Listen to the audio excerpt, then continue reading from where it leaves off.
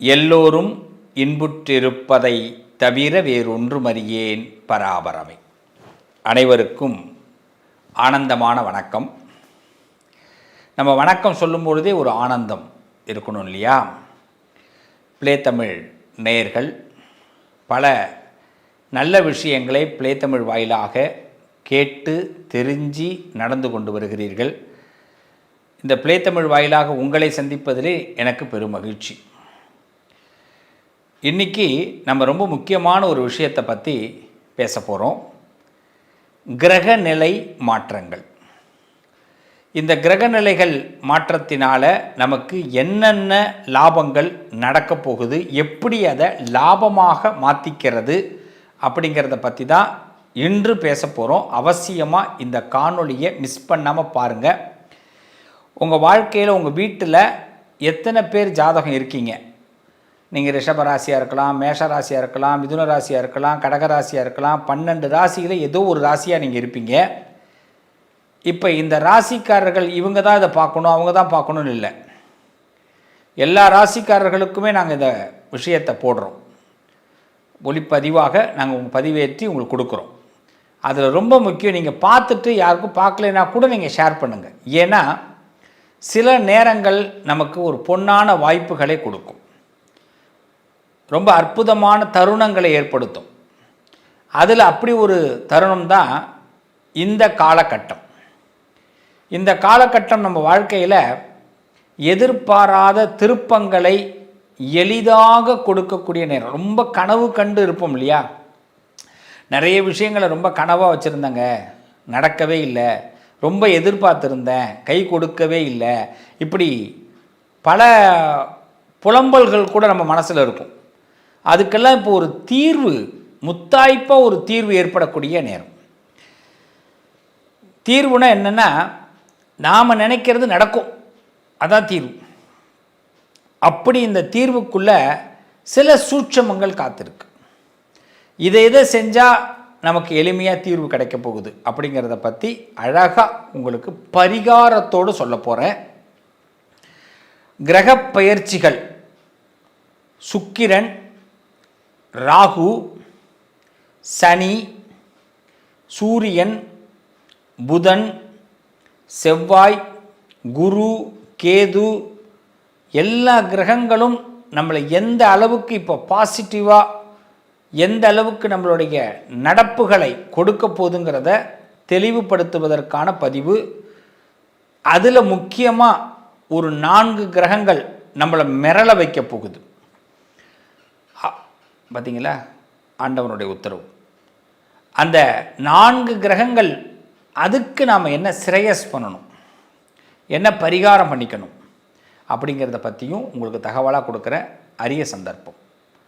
வாங்க ஒவ்வொரு ராசிக்கு போவோம்.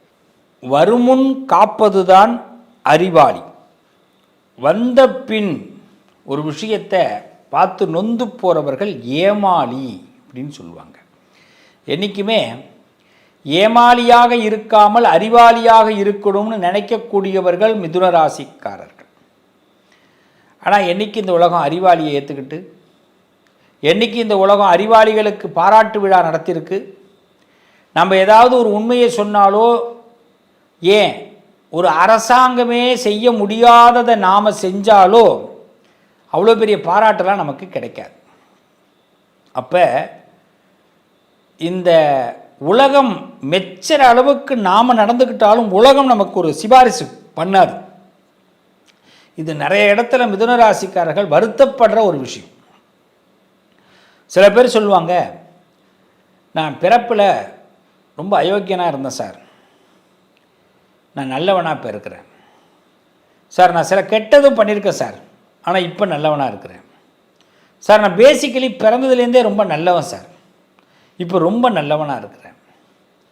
நான் பிறந்ததுலேருந்தே ரொம்ப கஷ்டப்பட்டு முன்னேறி இப்போ ஒரு ஸ்திரத்தன்மைக்கு அடைஞ்சிருக்கேன் சார். ஆனால் என்னன்னே தெரியல, எங்களை யாருமே ஒரு ரெகக்னைசேஷன் பண்ண மாட்டுறாங்க, அங்கீகாரம் அவ்வளோ சீக்கிரமாக கொடுக்க மாட்டுறாங்க அப்படின்னு நிறைய மிதுன ராசிக்காரர்கள் சொல்கிறத கேட்க முடியுது. உலகம் நல்லவர்களை என்றைக்குமே ஏற்றுக்கிறது ரொம்ப கஷ்டம்.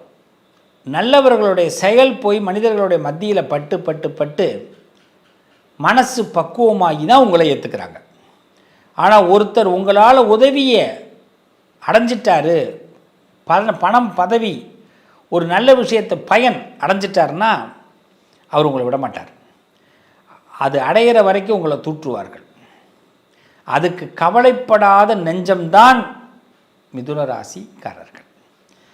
அப்படிப்பட்ட மிதுன ராசிக்கு குரு சப்போர்ட் பண்ணுறார், உங்களை தலை குனியாமல் பார்த்துக்கிறார். குரு இப்போ என்ன பண்ணுறார்? தலை குனியாமல். ஒரு மனுஷனுடைய பெரிய பலமே தலை குனிகிறது இருக்கக்கூடாது. ஒரு காலகட்டத்தில் நம்ம பண்ண தப்பு, நம்மளுடைய கெட்ட விஷயங்களை கூட இப்போ யாராவது தோண்டி எடுக்க முயற்சி பண்ணி நம்மளை ஏதாவது சின்னாபின்னமாக்கலாம் கூட யோசிப்பான். நம்ம சின்னதாக யோசிச்சிருப்போம், அவன் பண்ணியிருப்பான் கெட்டதை, ஆனால் அவனுக்கு அது வெளியில் தெரியாது. அவனே மாட்டிப்பான், புதக்குழியில் அவனே போய் மாட்டிப்பான். நீங்கள் ஒன்றும் பயப்படாதீங்க. நம்ம யாருக்கும் நேரடியாக கெடுதல் பண்ணது கிடையாது, மறைமுகமாக கெடுதல் பண்ணது கிடையாது மிதுன ராசி. ஆனால் கெட்ட சகவாசங்கள் நம்ம போய் கலந்திருக்க வாய்ப்பு உண்டு. எப்படின்னா, அவன் கெட்டவன் தெரியாமல் உள்ளே போயிருப்போம், தெரிஞ்ச பிறகு ஓடி வந்துடுவோம், தலை தெறிக்க வந்துடுவோம். அங்கே தான் சுவாமி நமக்கு இருக்கார். சிவபெருமான் ஏதாவது ஒரு ரூபத்தில் உங்கள் பக்கத்தில் விளையாடுவார். அதனால் சில சோதனைகள் வரும்பொழுதெல்லாம் வார்த்தையை விட்டுறாதீங்க. வார்த்தையை ரொம்ப கம்முன்னு பிடிச்சிங்க. வார்த்தை ரொம்ப நல்ல அழகாக பேசுங்க, யதார்த்தமாக பேசுங்க, அன்பாக பேசுங்க, கருணையாக பேசுங்க, சிரித்த முகத்தை அதிகமாக வச்சுக்கோங்க, ஸ்மைல். இந்த ஃபோட்டோக்காரவங்கெல்லாம் சொல்லுவாங்க, நிறைய இடங்களில் எல்லா இடங்கள்லையும் பார்க்கலாம், கொஞ்சம் சிரிங்க அப்படின்னு. ஏன்னா அது மிஸ்ஸிங், அதனால் சிரிங்கன்னுவாங்க. நான் ஃபோட்டோ போஸ்ட் கொடுக்கும்போது மட்டும் என்னை யாருமே, எந்த ஃபோட்டோக்காரும் இன்னைய வரைக்கும் சொன்னதே கிடையாது. ஏன்னா என் முகம், நான் ஃபோட்டோனாலே இல்லை, எப்பயுமே சிரித்த முகமாகவே இருப்பேன். அது ஒரு கொடூரமாக இருக்காது. சிரிக்கிறதுனால என்ன சார், நான் 100 வயசு வாழணும்னான்னு எனக்கு தெரியாது. வாழ்கிற இந்த நிமிடம் எனக்கு நிம்மதியாக இருக்குது. கவலையெல்லாம் இல்லாமலாம் இல்லை, நிறைய கவலை இருக்குது, கஷ்டம் இருக்குது, வருத்தம் இருக்குது, வகை வகையாக இருக்குது, பக்கமாக இருக்குது. அதை பற்றிலாம் நமக்கு அது என்ன வராமல் இருக்குது, சிரிப்பு. சிந்திக்க தெரிந்த மனித குலத்துக்கு சொந்தமான கை இருப்பு, அதுவே சிரிப்பு. மனுஷனுடைய பெரிய சொத்து. இன்னொருத்தவன் நம்மளை பார்த்து சிரிக்காமல் இருக்கணும்னா நாம் முதல்ல சிரிச்சுக்கணும். ஸ்ட்ரெஸ் ரிலீஃப் ஆகிடும் இல்லையா? மன அழுத்தம் குறைஞ்சிரும். அப்போ இந்த மன அழுத்தத்தை குரு குறைக்கிறார். செவ்வாய் பாருங்க, உங்கள் ராசிக்கு கிரகப்பலனாக பார்க்கும்போது செவ்வாய் உச்சம் பெற்ற வீடு. அவர் ரொம்ப பெரிய பலத்தை உங்களுக்கு கொடுக்குறார், தெய்வீக ஸ்தானத்தை கொடுக்குறார். 8ஆம் இடத்துல செவ்வாய் இருக்கார். 8ல் செவ்வாய். இந்த 8ல் செவ்வாய் 1 2 3 7 8ஆம் இடத்துல இருக்கார். இந்த 8ஆம் இடத்துல மிதுன ராசிக்கு இருக்கும்போது செவ்வாயினால் நல்ல பலன்கள் கிடைக்கப் போகுது. உடம்புல ஆரோக்கியம், ஐஸ்வர்ய யோகம் இதெல்லாம் ஏற்படுது. மனக்கசப்புகள் விலகுது. சில பேருக்கு ரொம்ப கஷ்டத்தை ஏற்படுத்தியிருப்பார் சுவாமி, நான் இல்லைன்னா சொல்லலை. இந்த மனக்கசப்புகள் இப்போ விலகும் பொழுது உறவுகளால் லாபம் ஏற்படும். நம்ம ரொம்ப யாரும் மேலேயாவது ரொம்ப அக்கறையாக இறக்கப்படுவோம், பாவமாக இருக்குடா உன்னை பார்த்தா தான் அப்படின்னு. அதில் அவங்களுக்கு ஏதாவது உதவி செய்யணும்னு ஆசை வரும். அதுமாரி பெரிய ஆபத்தான ஒரு பள்ளம் இருக்குது, ஆபத்தாக ஒரு 2 வீலரே ஓட்டுறீங்க, இந்த செவ்வாய் இப்போ என்ன பண்ணுவார், உங்களை அழகாக மாற்றி கொண்டு போயிடுவார். சில பேர் நம்ம தேவையில்லாமல் சண்டை போட்டுக்கிற இடத்துல சூசகமாக வெளியில் வரத்துக்கு வாய்ப்புகளை செவ்வாய் ஏற்படுத்துகிறார்.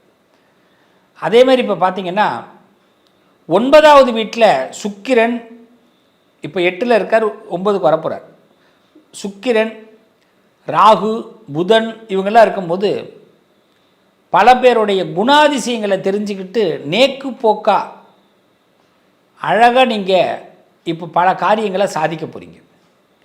நேக்கு போக்கா இதெல்லாம் ஒரு நல்ல டேலண்டட் டைம். ரொம்ப சிரித்த முகமாக பல விஷயத்தை ஹேண்டில் பண்ணுங்கள். 10ல் சனி பகவான் பதவி ஸ்தானத்தை கொடுத்து பராபலம், நமக்குள்ளே ஒரு பலத்தை நிரூபிக்க போகிறார். ஸோ கிரகங்கள்லாம் ரொம்ப சப்போர்ட்டிங்காக இருக்காங்க. இந்த சப்போர்ட்டிங்கான டைமில் துஷ்டமான விஷயங்களை பற்றி மட்டும் சிந்திக்காதீங்க. ஒரு மனிதன் துஷ்டமான விஷயங்களை சிந்திக்கிறான் அப்படின்னா அது பிரச்சனைகளை கொடுத்துரும். இப்போ போய் பயந்துடாதீங்க. பெரிய ஏதாவது அதிரி புத்திரியான காரியங்களில் இறங்கிடாதீங்க. யாராவது உங்களுக்கு ஏதாவது ஒரு பிளாக் மேஜிக் அது மாதிரி சம்மந்தப்பட்ட விஷயங்களை பற்றி இறங்காதீங்க. கெட்டவர்களோடு நட்பு கொள்ளாதீங்க, வேண்டாம். எனக்கு அவர் நல்லவருங்க அப்படின்னு சொல்லிட்டு நீங்களே அதுக்கு ஒரு காரணத்தை பூசிக்காதீங்க. உங்களுக்கும் அவர் கெட்டவராக மாறுவதற்கு வாய்ப்பு இருக்குது. இதை கொஞ்சம் முன் யோசனையாக எடுத்துக்கிறது நல்லது. இந்த காலகட்டத்தில் இந்த மிதுன ராசிக்காரர்கள் அவசியம் நீங்கள் வழிபாடு பண்ணணும் அப்படின்னா நடராஜ பகவானை வழிபாடு பண்ணணும். நடராஜரை யாரெல்லாம் வழிபாடு பண்ணுறாங்களோ, நடராஜரை தரிசனம் பண்ணுறீங்களோ, நடராஜரோட சகஸ்ரநாமம் படிக்கிறீங்களோ, எதிரிகளோட கொட்டத்தை அடக்க முடியும். உங்களை யார் வாழ விடாமல் கஷ்டப்படுத்துகிறாங்களோ அவங்கள நம்ம தடுத்து நிப்பாட்ட முடியும். இதை இப்போ நேரம் பண்ணுங்கள். அதேமாதிரி உப்புன்னு சொல்லுவாங்க, கல் உப்பு. கல் உப்பு கையில் அப்படி பிடிச்சி அதை பிடிக்கும்போது வலிக்கணும். அப்படி பிடிச்சி நல்லா ஒரு பிடி உப்பு வீட்டு பெண்கள் செய்கிறது ரொம்ப நல்லது. மிதுனராசிக்காரர்கள் வீட்டில் இருந்தீங்கன்னா உங்கள் வீட்டு பெண்கள்கிட்ட சொல்லி செய்யுங்க. இல்லை நீங்களே மிதுனராசியாக இருந்தால் செய்யலாம். கை உப்பை எடுத்து தலையை 3 தடவை அப்படி சுற்றி ஒரு பக்கெட்டு தண்ணியில் போட்டுருங்க. கார்த்தால் நைட்டு போடணும், காலையில் எடுத்து ஓடுற தண்ணியில் விடுங்க. உங்கள் திருஷ்டியெல்லாம் விலகிடும். எங்கே வெளியில் போய்ட்டு வந்தாலும் வீட்டுக்குள்ளே வரும்போது காலை அலம்பிட்டு உள்ளே வாங்க. மிதுனராசிக்காரர்கள் இந்த நேரத்தில் நரசிம்மமூர்த்தியை வழிபாடு பண்ணுறது ரொம்ப விசேஷம். லக்ஷ்மி நரசிம்மர் துதின்னு இருக்குது. வாய்ப்பு கிடச்சிதுன்னா படிங்க. அதுவும் வெள்ளிக்கிழமை லக்ஷ்மி நரசிம்மர் துதி படிச்சிங்கன்னா கடன் அடையும். யாருக்கும் கை கட்டி நிற்க வேண்டிய அவசியம் இருக்காது. நம்மளை லக்ஷ்மி நரசிம்மர் யதார்த்தத்தை உணர வச்சு நம்மளை உயர்த்துவார்.